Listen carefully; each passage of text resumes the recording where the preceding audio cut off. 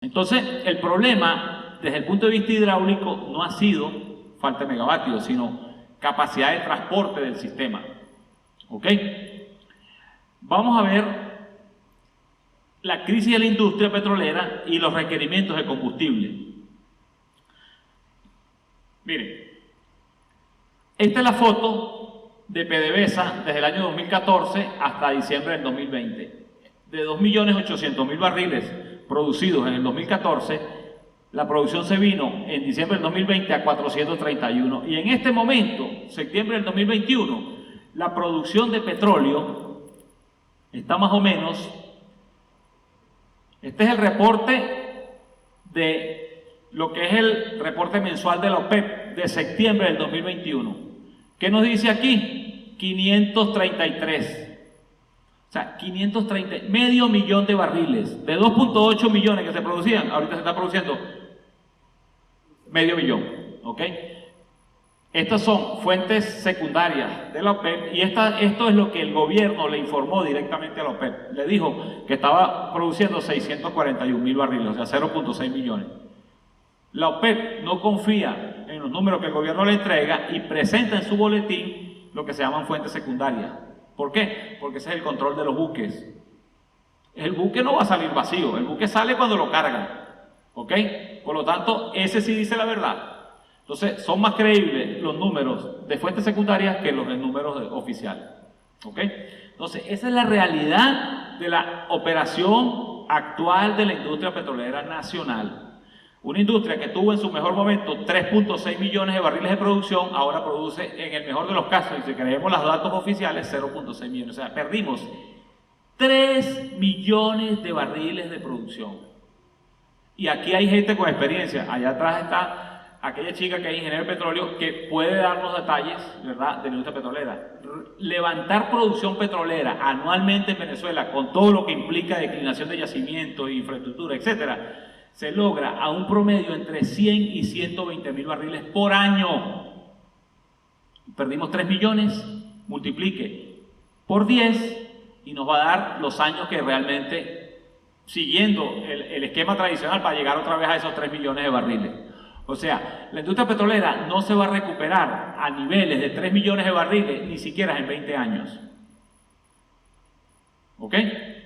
Ahora yo les voy a mostrar cómo es el arreglo de producción de combustibles del país. Esto que está aquí muestra entre el año 2011 y el año 2020 cómo fue la producción de gasolina, de diésel, de fuel oil y otros productos. ¿Por qué nos interesa el diésel y el fuel oil? Porque eso es lo que alimenta las plantas termoeléctricas. ¿Ok? Entonces, lo verde es gasolina. En el año 2011 se producían poco menos de 350.000 barriles diarios. De diésel se producían igual, como unos 330.000 barriles. Y de fuel oil, que es lo azul, se producían aproximadamente 250.000 barriles. Bueno, digamos que eso se mantuvo más o menos en esa condición hasta el año 2014-2015. Observen cómo a partir del 2015-2016 comienza a caer la producción de combustibles, ¿ok? Y observen en el 2017, en el caso de la gasolina, ya se producían 200.000 barriles, un poquito más de 200.000 barriles. Ya habíamos perdido por lo menos 100 o 150.000 barriles de producción de gasolina. De diésel, ¿verdad? Habíamos perdido, fíjense que en el 2016 se producían aproximadamente 220, en el 2015 o en el 2013, que fue pico, se producían como 280. O sea, aquí ya en el 2016 se tiene una pérdida aproximada de 100.000 barriles. O no, como 50.000 barriles. Pero en el 2018, miren dónde se vino la producción. Por debajo de 100.000 barriles en todos los rubros. Epa, en el 2017, en el 2018 no habían sanciones. ¿Cuál es el argumento actual de los voceros oficialistas? No, las sanciones nos mataron. Ahí está. Yo creo que la razón por la cual se vino abajo la producción de combustibles del país no tiene nada que ver con sanciones. Ese muerto ya venía. Por supuesto que la situación se agravó 2019-2020 y ahora estamos por debajo de los 30.000 barriles en producción de gasolina, de diésel, de fuel oil. Ahora vamos a mostrar con detalle, porque aquello era la producción general, ¿no? Ahora, ¿cuál es el volumen suministrado al mercado interno, lo que consume el país? En gasolina, ¿verdad? La demanda en el 2011 era más o menos 310.000 barriles, en el 2012 348. O sea, Venezuela siempre ha tenido alta demanda de gasolina y en su momento era cubierta, había una pequeña diferencia que se traía con importación. Lo que está en verde es importado, ¿ok? Y lo que está en morado es déficit. Fíjense que ha presentado déficit desde el 2011, 17.000 barriles, 47.000 barriles, pero ese déficit realmente se comenzó a agravar cuando las importaciones se restringieron. ¿Por qué? Porque no estabas produciendo, lo que dejabas de producir en el país lo importabas. En el caso del 2017, fíjense cómo el suministro de gasolina se mantuvo casi en el orden de lo que se requería y se importaron unos barriles, ¿verdad? En el 2018 no habían sanciones. En el 2018 se importaron 60.000 barriles de gasolina, se requerían 135 y se suministraron 124. Es decir, que localmente lo que se produjo fue poco menos de 50.000 barriles. Esos son los números que se vieron en la primera lámina. ¿Okay? O sea, ya la producción de aquellos 350.000 barriles que se producían en el 2011, en el 2018 ya no producía 50.000 barriles localmente. Tenías que importar. Se restringen las importaciones, el déficit se dispara. ¿Ok? Entonces, eso es gasolina. Ahora veamos el diésel.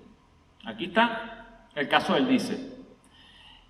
Diésel, la demanda es lo que está en anaranjado, está sobre 183.000 barriles en el 2011, alcanzó un pico en el 2013 de 270.000. ¿Por qué alcanzó un pico de 270.000 barriles en el 2013? Porque en el 2013 tuvimos el pico de producción de generación eléctrica, demanda eléctrica. Fueron casi 19.000 megavatios. Pero tú no pudiste crecer hidráulico porque lo hidráulico está fijo. Entonces, ¿qué fue lo que realmente creció para cubrir esa demanda eléctrica? La generación termoeléctrica. Pusiste arriba las plantas termoeléctricas, las activaste con diésel y lograste cubrir la demanda. ¿Ok? Entonces, eso es lo que explica este crecimiento brutal que hubo de diésel. Pero el suministro de diésel, fíjense que más o menos estuvo cubierto y fíjense que en el 2013, a pesar de que hubo un repunte muy importante en el consumo de diésel, la importación fue baja. Se importaron apenas 17.000 barriles. ¿Ok? Pero se suministraron 249.000 barriles, 250.000 barriles. ¿Ok? O sea que con producción local se cubrió básicamente ese gran incremento que hubo. O sea, había operatividad en las refinerías. La industria petrolera estaba operativa y tenía las refinerías en servicio. Esa realidad cambió totalmente a partir del 2016. Entonces, en el 2016, a partir del 2016, fíjense cómo se incrementa el déficit de diésel, a pesar de que tenías importaciones, pero ya las finanzas del país estaban afectadas y no podías importar todo el diésel porque el diésel es costoso. Un barril de diésel te cuesta 60, 70 dólares el barril. ¿Ok? Si importas 40.000 barriles diarios, por decir un número, multiplique eso por 60, por decir algo, y multiplíquelo por 365 días y ahí le va a dar un número más o menos anual. Es un número brutal. ¿Ok? Un país que en este momento tiene 6.000 millones de dólares en reserva, evidentemente no aguanta un suministro de importación de diésel que supere los 40 o 50.000 barriles. No, las finanzas del país no lo aguantan. Entonces, eso es lo que explica que al no haber producción local y no haber capacidad de pago para la importación, sencillamente y llanamente el déficit se dispara y es lo que estamos viviendo en el año 2020 y el año 2021. No hay diésel ni siquiera para los tractores. ¿Ok? Esto que está acá, y esto es una gráfica que me robé de mi colega, el gas metano, en el año 2017 y el año 2019, ¿cómo se distribuye la producción y el consumo de gas metano? Observen, aquí tienen los clientes: eléctrico, petroquímico, siderúrgico, cemento, consumo doméstico, petróleo, o sea, inyección a los yacimientos y manufactura. En el año 2017 se produjeron poco menos de 7.500 millones de pies cúbicos de gas y se le suministró al mercado interno 2.400 millones de pies cúbicos de gas. La infraestructura de suministro de gas metano para el país no supera la capacidad de suministro de 2.500, máximo 2.700 millones de pies cúbicos. No supera, no tiene capacidad de manejar más ese volumen. Usted puede producir 10.000 millones de pies cúbicos, pero lo que le puede entregar al país para cubrir el consumo del país no llega a 3.000 millones. ¿Ok? Y ojo, hay diferentes puntos por donde entra ese gas en el suministro. Entonces eso lo vamos a ver un poquito más adelante. En el año 2019 se produjeron 5.700 millones y se le suministraron 1.600 millones al consumo interno del país. Y de esta torta, fíjense que el sector eléctrico aquí tiene como 39% y aquí tiene 37%. El sector eléctrico tradicionalmente ha tenido un suministro que representa más o menos el 40%, entre el 35% y el 40% del gas del país. O sea, el suministro al mercado interno de ese volumen total, más o menos entre 35 y 40%, ese es el consumo de gas para generación termoeléctrica. En otras palabras, si nosotros agarramos estos 2.500 y lo multiplicamos por 0,4, por decir el número, ¿verdad? Estamos hablando de más o menos alrededor de 1.000 millones de pies cúbicos de gas. ¿Ok? Si usted agarra y multiplica por la razón 1 millón de pies cúbicos de gas, 4.2 o 4.3 megavatios, entonces ahí tiene la capacidad máxima de accionamiento termoeléctrico que usted podría manejar con suministro de gas metano. No llegas a 5.000 megavatios, ¿ok? En el mejor de los casos, no llegas a 5.000 megavatios de suministro, de capacidad de suministro. Esto que está aquí es, es una referencia de cómo se distribuye el gas, tanto en Oriente como en Occidente. Y observen, tienes una capacidad operacional. Hay un sistema que se llama Anaco, Caracas, Barquisimeto. Es la red de gas que viene desde las fuentes de producción que están en Anaco y llega hasta Barquisimeto. Ese sistema tiene una capacidad de suministro de 1.370 millones de pies cúbicos. Esa es su capacidad nominal operacional, pero existen restricciones. Operacionalmente existen algunas restricciones en algunos puntos. ¿Ok? Bueno, esta fotografía del 24 de junio del año pasado indicó que el suministro de gas desde Anaco para Caracas hasta Barquisimeto, o sea, todos los consumos que están desde Caracas, los valles del Tuy, Maracay, Valencia, Puerto Cabello y Barquisimeto, fueron cubiertos con 350 millones de pies cúbicos. Ahora ustedes van a ver la cantidad de megavatios de generación termoeléctrica que están instalados entre Caracas y Puerto Cabello. Entre Caracas y Puerto Cabello tenemos instalado poco menos de 7.000 megavatios de generación termoeléctrica. Póngale usted el número que usted quiera, póngale que opere al 60% o al 80% de ese número. Si estamos hablando de 7.000 megavatios y pongámosle que son 80% operacional, ¿verdad? Estamos hablando de más de 5.000 megavatios. En otras palabras, si yo tuviese necesidad de operar las plantas termoeléctricas que están instaladas entre Caracas y Puerto Cabello, no tengo suficiente gas porque lo único que le puede suministrar es 350. Pero es que el sistema, operándolo al 100%, tiene una capacidad de 1.370 millones. Si yo necesito más de 1.000 millones solamente para el sector eléctrico y los otros sectores no existen, la petroquímica no existe, el gas domiciliario no existe, o sea, no hay capacidad de manejo de la infraestructura de gas para cubrir el requerimiento de lo que está instalado termoeléctrico. ¿Ok? Por eso es que estas láminas hay que explicarla bien y es una lámina bien importante porque realmente muestra la fotografía con sus detalles. Miren, aquí está. Anaco, Caracas, Barquisimeto. Anaco, José, Puerto La Cruz. ¿Ok? Porque son otros ramales, tienen otra ruta. O sea, de esos 2.500 o 2.700 millones de pies cúbicos que se suministran al mercado interno, existen diversas rutas, por lo tanto, aporto 1.000 por aquí, 500 por allá, 300 por allá, pero no vas a poder meter los 2.500 millones de pies cúbicos por un solo tubo. No es eso, son diferentes ramales, ¿ok? Ahora veamos Occidente. Occidente se divide lo que es la costa este, la costa oriental del lago, la costa oeste, que es Maracaibo, ¿verdad?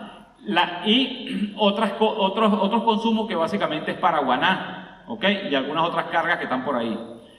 Allá, Fíjense algo, el sistema que alimenta la costa oeste, esa es la foto del 24 de junio del año pasado, tiene una capacidad operativa de 170 millones de pies cúbicos y lo operaron por encima del límite. 203 millones de pies cúbicos aportaron ese día. ¿Por qué? Porque en la costa oeste usted tiene 100 o 110 millones de pies cúbicos que consume la ciudad de Maracaibo, pero es que ahí tienes plantas como Termozulia, que si la opera, que son 1.300 megavatios, eso es un ciclo combinado, pero que tiene por lo menos 600 megavatios instalados porque son 4 unidades de turbogás, que cuando las sumas, las unidades nominalmente son como 900 megavatios que tendrías que suministrarle gas. Si usted divide 900 megavatios entre 4.3, eso le va a dar más de 200 millones de pies cúbicos. ¿Ok? Solamente Termozulia, pero si el tubo le soporta 170, ¿cómo queda Maracaibo ciudad, el gas doméstico y algunos otros consumos que tenga por ahí? Esa es la razón por la cual no hay generación termoeléctrica suficiente en Maracaibo. No tienes el gas, no tienes posibilidad de suministrar el gas suficiente. ¿Ok? Se le compró gas a Colombia y se le suministró algo de gas. Pero es que Colombia no es un gran proveedor de gas. Colombia no tiene gas. Colombia lo que hizo fue un negocio, te vendo un gas que tú necesitas urgente, carísimo, ¿verdad? Y después tú me lo suministras a mí, ese era el convenio, y por eso construyeron el tubo que se llama Antonio Recaute. ¿Qué pasó? Venezuela no cumplió y nunca le suministró gas a Colombia. Entonces Colombia se gastó su gas y ahora lo tiene. Ahora pregunten Colombia para que vean cuánto cuesta una bombona de gas. ¿Ok? Y el suministro de gas domiciliado. Es carísimo. Es porque ellos no tienen gas. Tienen que traer importación, gasificar, meterle un tubo y suministrarlo. Y eso cuesta muchísima plata. ¿Ok? Entonces, esa es la realidad, digamos, foto rápida de lo que es el suministro de gas a nivel nacional, ¿no? En este caso, tienes en el sistema de Oriente, con los diferentes ramales, 3.700 millones de pies cúbicos. Y, por supuesto, tienes entonces la capacidad nominal de suministro al mercado interno máximo, un promedio de 4.670 millones de pies cúbicos, capacidad nominal, teórica, digámoslo así, lo que está instalado, ¿no? El promedio de lo que se suministra en su mejor momento, unos 2.700 millones, ¿ok? Y el suministro eléctrico, que ya lo había dicho, cuando mucho, máximo 45 está exagerando, 40% máximo es lo que el consumo eléctrico, ¿ok? Lo que le puede suministrar al mercado. Entonces, con esos números, lo más que se puede aportar de gas para consumo termoeléctrico no llega a 1.200 millones de pies cúbicos. Agarre y multiplique esos 1.100 o 1.200 millones de pies cúbicos por 4.2 y esa es la capacidad máxima que usted podría operar de turbogeneradores en el país. Usted tiene 18.000 megavatios de generación termoeléctrica y realmente con gas no puede mover más de 5.000 megavatios. Esa es la realidad. ¿Ok? Bueno, aquí podemos ver un detalle de cómo, de los consumos, digamos, de cómo son los consumos para esa misma foto, pero no nos vamos a detener mucho. Aquí está el detalle. En ese momento entregaron 491 allá en Occidente y aquí está el detalle de cómo se consumió esos 491. En este caso, Termozulia consumió 79 millones. ¿Por qué? Bueno, porque era lo que le podía suministrar. No puede suministrarle más. Tú puedes tener todas las unidades operativas, pero si no le puedes suministrar gas, simplemente no las vas a poder operar. ¿Ok? Y además de eso, las instalaciones de gas no dejan de estar afectadas por la situación que vive PDVSA y el país. Esto ocurrió el 30 de agosto del 2021. El mechurrio más grande que existe en Venezuela se cayó. Por las razones que sean, se cayó. Eso afectó producción, eso afecta toda la operatividad del sistema. ¿Ok? Pero eso es una foto nada más. Pero es que si hacemos, digamos, hacemos barrido, vamos a encontrar cualquier cantidad de instalaciones desvalijadas. En este momento, y eso es una denuncia que se puede hacer públicamente, existe una actividad muy lucrativa en el país que se llama chatarreo. Dejan destruir las instalaciones, dejan que las instalaciones lleguen a un grado prácticamente de destrucción y después entonces meten a unos fulanos ahí para que corten aquello, piquen y se lo lleven y lo vendan. Eso es lo que está detrás de esos accidentes. ¿Ok?